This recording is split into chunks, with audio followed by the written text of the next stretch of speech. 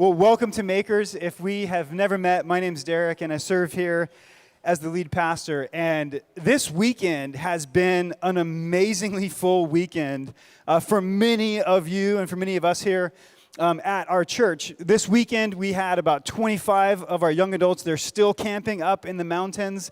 And Pastor Mark and Pastor Shalise and myself and Martha, we had a chance to play Camp Chef for the young adults this weekend. That's the way we snuck in because we don't meet the age requirement.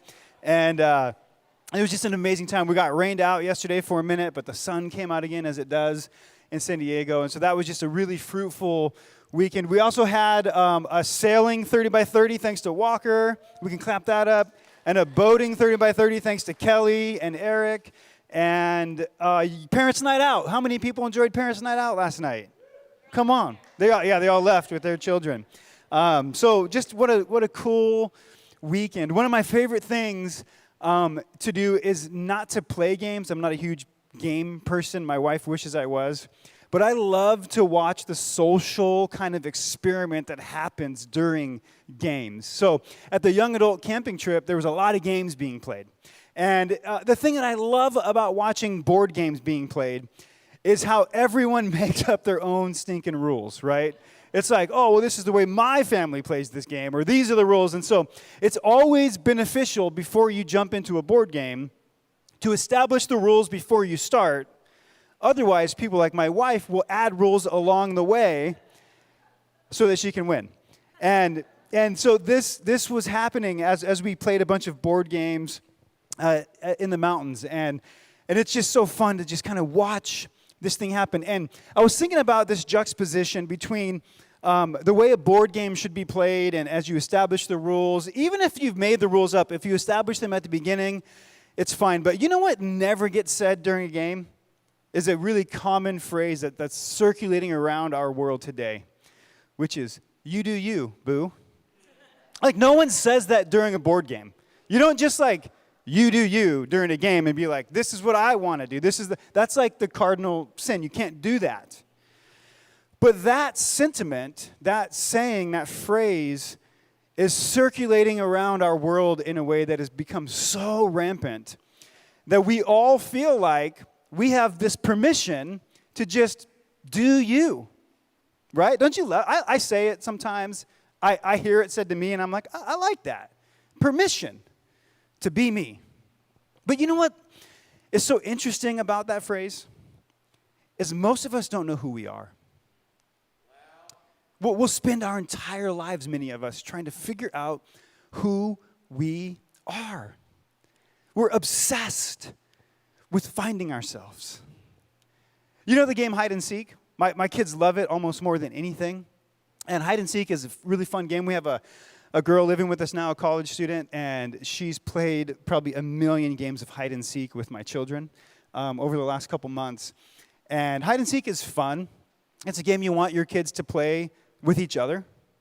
But it's really creepy if they start playing it by themselves, right? Like, I'll be it, but then I'll also hide. But this is what we do as adults. We're playing like an adult game of solo hide and seek. We're trying to find ourselves. And so we'll look behind the couch and under the bed and in the bathroom. We'll look behind the rock and under the tree or vice versa. And we're just on this constant hunt. And so we like that sentiment. You do you. Until it dawns on us that we actually don't know who we are. It's no surprise that there are about 100,000 self-help books that get printed every year, and they fly off of the shelves. Many of them are on mine, probably on yours as well. And it's not just like those people out there. It's the Christian world, too. We're desperate. We love Myers-Briggs and Enneagram and StrengthsFinder and DISC and all these profiles, and they can be helpful. And I just want to give a disclaimer as I continue in this sermon is that's all good. It can be good to discover who you are and how God made you to be. And we believe this. Our name is Makers Church because we believe that you were made in the image of God. And if that's true and God is a maker, then you too are a maker. And no one else can do you, boo. It's important to discover who God created you to be, but we can become obsessed in a really unhealthy kind of way. And we can be so caught up with trying to find ourselves that we miss the invitation that Jesus gives us to lose ourselves. In Matthew chapter 10, verse 39, there's this, actually the whole chapter is really troubling. It's the moment when Jesus is going to send the disciples out to go be an extension of who he is in the world. Someday we'll unpack chapter 10. There's a lot there, but there's this phrase that's haunting that Jesus tells them. He says, whoever finds their life will lose it. And whoever loses their life for my sake will find it. So I just wonder how many of us, me guilty so often, we can just be so caught up with trying to find ourselves that we miss this invitation that Jesus gives us to lose ourselves. There's another moment a little later in Matthew chapter 16. It says this, when Jesus came to the region of Caesarea Philippi, he asked his disciples, who do people say the Son of Man is? Now, quick story about this place. And Laurel and I had a chance to go with friends to Israel several years ago. And while we were there, it was unlike anything we'd ever expected. You can't prepare for it. If you've read the scriptures and wrestled with God and tried to understand what it means to follow Jesus, and then you go stand in these places, they're not just names on a page, they're these places with deep history. And so I remember we were very disoriented driving around on this bus, and we're like, all of a sudden we're like in the Sea of Galilee, and I like had this amazing opportunity I wasn't planned for, which was to like read the Sermon on the Mount on the Sermon on the Mount, like the place that Jesus gave this sermon. And we continued on past that up into a place called Golon Heights. And Golon Heights is this mountain, Mount Hermon. It's overlooking what's now today Syria. It's a very contentious border. And we continued driving. We're in this beautiful river valley. We're on this hike, and we continued up the river, and we ended in this place called Caesarea Philippi. It's this beautiful, stunning rock area where water is coming out of this limestone. And it was just trickling out, but apparently back in the day, water was flowing from this place. So much so that before the time of Jesus, in the Hellenistic period, the Greeks had built temples there, and they worshipped these gods, and the god of Pan specifically. And there was child sacrifices that would happen, and there were these gates, these rock gates that symbolize the gates of Hades. And this is the place that this thing is taking place.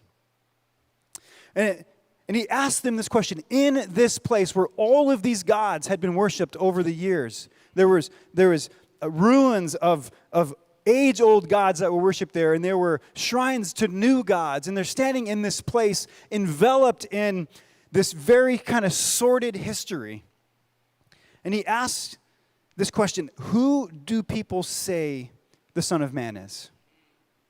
And they replied, some say John the Baptist, others say Elijah, and still others Jeremiah or one of the prophets. But what about you? He asked. Who do you say that I am? And Simon Peter answered, you are the Messiah. This is the first time anyone said this. Up until now, several of them had dropped their nets, they had quit their lives, they had decided to follow this mysterious man through all of these places. But this is the moment where they say, you're the one, the Messiah, the one that we have been waiting for, the Son of the living God. This is a big deal. This is happening in a place where other gods have been worshipped, where children had been sacrificed. They're standing in this place, and they're saying, you are the Son of the living God. Peter says it. And Jesus replied, blessed are you, Simon, son of Jonah. For this was not revealed to you by flesh and blood, but by my Father in heaven. And I tell you that you are Peter, and on this rock I will build my church. And the gates of Hades, which were right over there, will not overcome it. Now, we could do a deep dive on what that means on this rock. Some people think it means Peter. Some people think it means in an area where other gods have been worshipped, that God would come in and display himself in those places. But there's this whole really holy, sacred, beautiful, life-changing moment where those who had followed Jesus with their lives declare who he is. And he says, blessed are you. And they're like, we got it right. I can only imagine what Peter's like. He's like, it's true. Like, I thought it, I sensed it, I believed it, but it just got confirmed. And in the same moment, Jesus says, I will give you the keys of the kingdom of heaven. And you're like, wait a minute. I remember when I work as a firefighter, and I remember when I promoted from firefighter to engineer. Engineers are the ones that drive. And I remember when I was tossed the proverbial keys to the fire engine. There are no keys in fire engines. If you didn't know that, you actually can just get in there and drive away in one. I wouldn't recommend it. But I remember when I was tossed the proverbial keys to the fire engine, and I was now responsible to drive this $1 million piece of equipment around the city going code 3 with 3 other souls on board on the way to some chaos. And I remember feeling like, I'm not sure I want these keys. And in this moment, he says, here's the keys to the kingdom.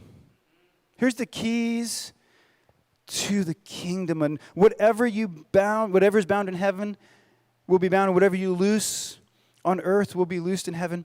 And it's this whole interaction. I can only imagine their dumbfounded look like, I don't know.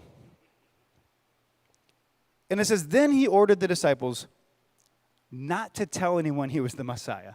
And if you're like me when I'm reading, this is like a record-scratching moment that just like stops. And you're like, there's this huge culmination. There's this crescendo in this story. He's the one. And then he goes, shh. And I'm like, yo, I'm glad I wasn't one of those disciples because dude can't keep a secret. Trust me, if you're pregnant, do not tell me. If it's a secret, don't tell me. Because I will blurb it out when I'm preaching on accident. But he's saying, it's not time. It's not time for them to know. And it says, from that time on, Jesus began to explain to the disciples that he must go to Jerusalem and suffer many things at the hands of the elders and the chief priests and the teachers of the law, and that he must be killed and on the third day raised to life. And Peter took him aside. I love this. He's such a gentleman. He's like, hey, Jesus, come over here. I don't want to embarrass you in front of your people. He's like so kind to take him out of the environment of others. And really what he didn't know is he was protecting himself for what was about to happen. Because he says that he took him out of here, took him aside, and he began to rebuke Jesus. Never, Lord, he said, this shall never happen to you. And Jesus turned and said to Peter, get behind me, Satan. You are a stumbling block to me. You do not have in mind the concerns of God, but merely human concerns. You ever had that kind of whiplash in your spiritual journey where you're like, I'm getting it right. I got it right. I love you, God. You're the Lord. And then kaboom. The seatbelt restricts, your head flashes forward, and all of a sudden you're like, now I'm the idiot. Like one moment you're rebuking Jesus, and the next moment you're being rebuked. And there's this crescendo moment that just turns into this roller coaster ride of you're the Peter, you're the one, and now you're Satan. I don't know about you, but this makes me feel okay. This makes me feel like, okay, I'm not that screwed up.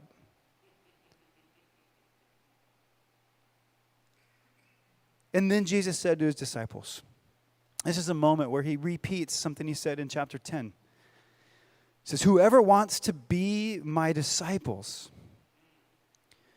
must deny themselves and take up their cross and follow me.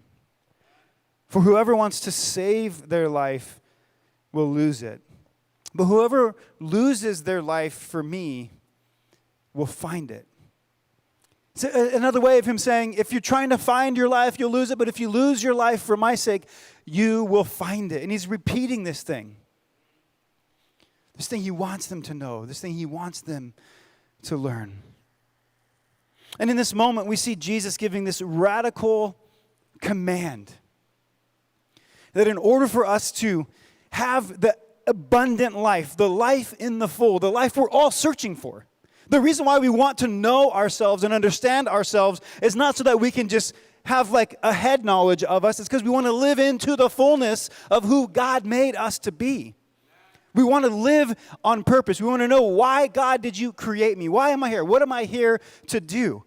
And we know that if we can figure that out, that life in the full, the abundant life, this everlasting life might be experienced. And Jesus gives us this radical command. If you're going to find that, if you want to discover that and live into that, you've got to lose it.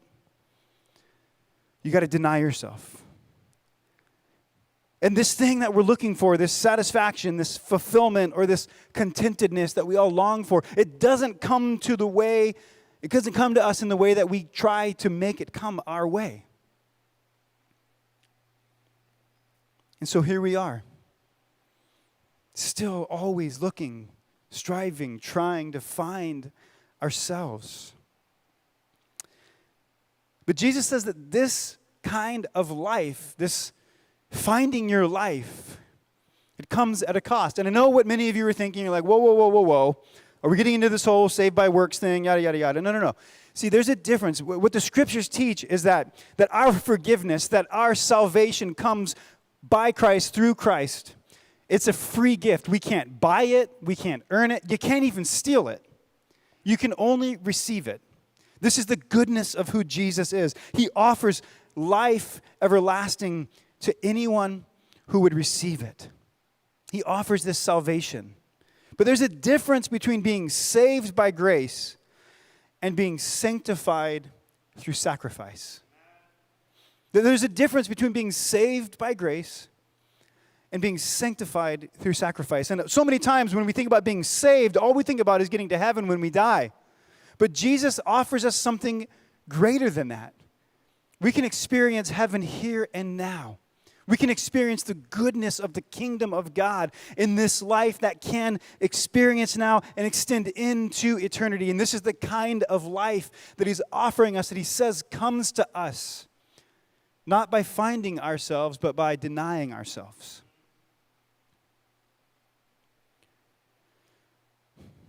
And he gives us this awful metaphor that in order for us to enjoy the fullness of life, to find our true selves, that we must endure the cross. And this goes against our nature. In our self-protection nature we do things like we buy insurance. We lock our doors at night, right? We put the seatbelt on. We do all sorts of things to stay safe, to be insulated, to be free of pain and hardship. We do everything we can to not have to go through trouble. We pad ourselves. We wear helmets, some of us, when we ride our bicycles. Kyler, you do great. I need to do better. We have emergency funds for our spending. We look at crime rates in neighborhoods before we buy our homes. We do all this sort of stuff to try to protect ourselves. And I'm not saying that any of that's inherently bad. Because I think here, this is the qualifier. Let's be clear about something. The goal isn't just to die for our sake. We're good at math, aren't we? We're like, oh, okay. If I want to live, I'll die. But if I die, I'll live. So I might as well die so I can live. Take me now, Lord. Right? Like, we're like, oh, I can get something from this. I can get this thing. I can find this thing through this hack. It almost feels like a life hack, right? Like, oh, I want to live, and the scriptures say if I live, then I should die, and if I die, then I'll live. So I'll just choose death. It doesn't mean to go be stupid. It doesn't mean to not lock your doors or wear a helmet or do any of those things. No. See, our aim can be so off. All this time, all of those things, all of those efforts are us pursuing life. But what the scriptures call us to is to pursue Christ. There's a difference in our aim. And this is the qualifier of this statement. He says, if you lose your life for my sake, if you lose your life for my sake, we die not for the sake of life, but for the sake of Christ. Whoever loses his life for my sake will experience life. So, to be clear, losing our life in a flippant way is not the goal. Losing our life for Christ's sake is the goal. We can lose all sorts of things for all sorts of dumb reasons. We can lose all our money by gambling it away. We can lose our job by not doing it. We can lose relationships by being an idiot. We can do all sorts of things that maybe feel like, oh, I'm suffering some stuff. I should get something from this. But no, in the end of all of those things, you're just losing. But when we do it for the sake of Christ, when we die to ourselves and take up our cross for the sake of Christ, we're gaining. So what does this mean? What does it mean? Well, I love that in Luke, in this same telling of this story, that he adds this word daily. He says to take up your cross daily, to deny yourselves daily. And I think so many of us, we're looking for the silver bullet. We're looking for the quick fix, the life hack, the thing that would work from this day forward. Just do it once. But Luke is like, no. There's this thing. If you want to live life into the full, you want to know who you are, who God created you to be, then give yourself away daily. Daily. And this will cost us something. And this cross thing is such an interesting word picture that he gives us. Because he hasn't died on the cross yet, but they're not clueless to this because they lived under the Roman rule, the Roman Empire, and that's the way that the Roman government would punish people. And it was actual punishment. It was not an efficient way to die. They wanted to torture you. They wanted to torture you and scare everyone else that if you do what they did, then you too will suffer the same thing. Back in this time, those who were following Jesus didn't wear crosses around their necks or have it tattooed on their bodies. And if you do, that's okay. It's 2,000 years later. But that was not a symbol of what it meant to follow Jesus at the time. They were terrified of a cross. And yet Jesus is using this invitation to take up a cross, to take on your shoulders a device that will make you eventually die. Jesus said to his disciples, whoever wants to be my disciple must deny themselves, take up their cross daily, and follow me. For whoever wants to save their life will lose it, but whoever wants to lose their life for me will find it. See, I think sometimes if we're honest with ourselves, many of us step into faith or religion or even Jesus because we think it gets us something. It might satisfy something in us. It might give us something that we want. We try religion the way we try other self-help measures. We try things in a way that would try to get us something. But following Jesus isn't about learning to find yourself, but rather to deny yourself. And this sounds like masochistic, doesn't it? It sounds like not a whole lot of fun. Not a whole lot of fun. But we have glimpses of this. We're not foreign to this. To suffer, to take on suffering, can be life-giving. Where do we see that happen? We got any parents in the room? You ever been up at 3 a.m, rocking your screaming child to bed that will not go to bed, and you're suffering? You get pooped on and you get spit up on, and it sucks. And it's not fun. Moms, many of you in here, I know you have suffered through pregnancy and postpartum depression. You've suffered. Many of you here longing for children, you've suffered. And it's in that suffering that you experience life in a way you've never experienced it before. Because somehow, some way, this screaming, crying, pooping, burping, spitting little thing is bringing me so much joy and fulfillment. In the context, it shouldn't make sense. You ever fought for your marriage? You ever been so frustrated with your spouse? And every part of you wanted to just dip, to leave, to walk away, but you leaned in instead? And in some sort of way, in the midst of that suffering, you experience life, this glimpse of life that doesn't make sense. It doesn't add up. It shouldn't be working like this. See, I believe those two small examples, they're glimpses of the kingdom, where we die to ourselves, where we deny ourselves for the benefit of someone else. And it brings you life and satisfaction in a way that you would never do the math that way. You never would have said, that is going to be so life-giving. To not sleep for 20 plus years if you have multiple kids. To go to counseling with your spouse because you know you're the wrong one and you need someone else to tell you that you are. Because your spouse telling you isn't working. Denying any kind of desire that you want for the benefit of someone else brings life in a way that doesn't add up. You ever given generously your money away? And you thought, this doesn't make sense. I did Dave Ramsey. I don't have an envelope for this. You ever done that? You had the envelope, but it wasn't enough. So you stole from another envelope to give it away, and you're like, this shouldn't work, but I'm living. Like you feel life in a way that doesn't add up. There's so many other examples. So many moments where you sacrifice for a friend or a family member, where you take on the long-suffering posture or patience that it takes to be a great friend or child or parent or employee. And it's like, oh, I think that's it. And last night around the campfire, we were talking about this. Midstream, we could start with the wrong ambition. Same practice, wrong motive.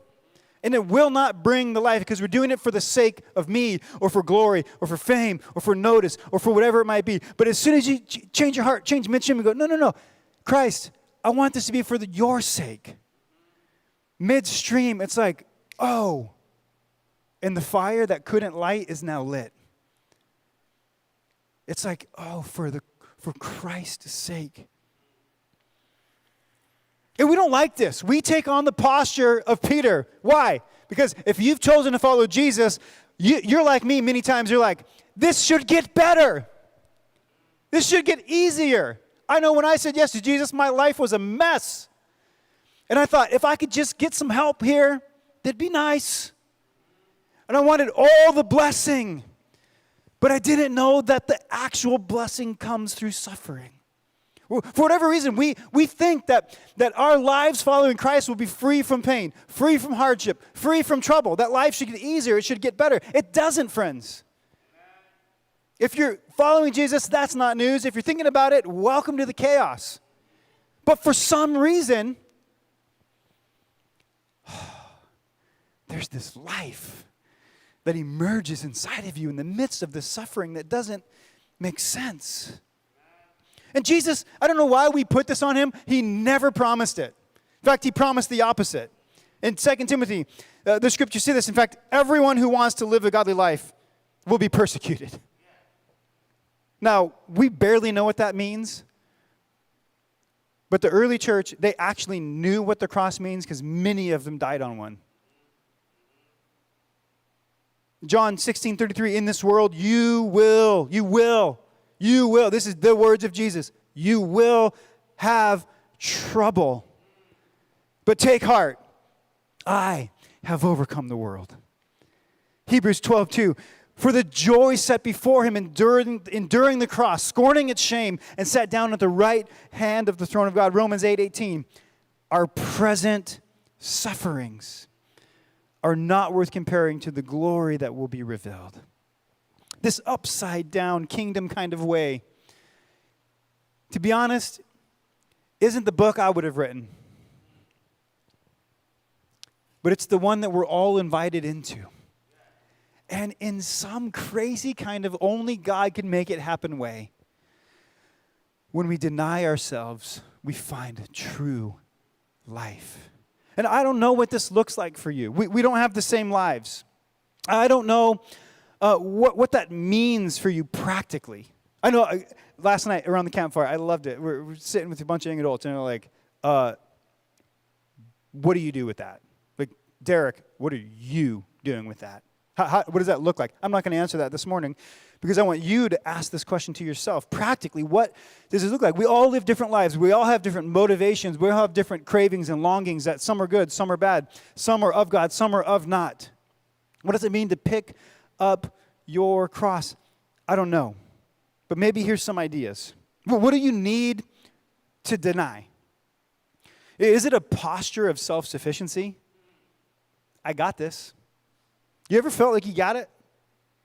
And then quickly realize you don't. I got this. Your self-sufficiency, maybe that's what you're being asked to lay down. Maybe it's this really unforgiving heart.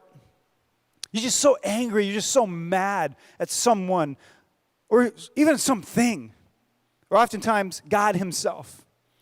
You have this unforgiving heart. You can't shake it. You can't let it go. And maybe that's what God is asking you to lay down this morning. Maybe it's fear to like be a God person, to be a Jesus person.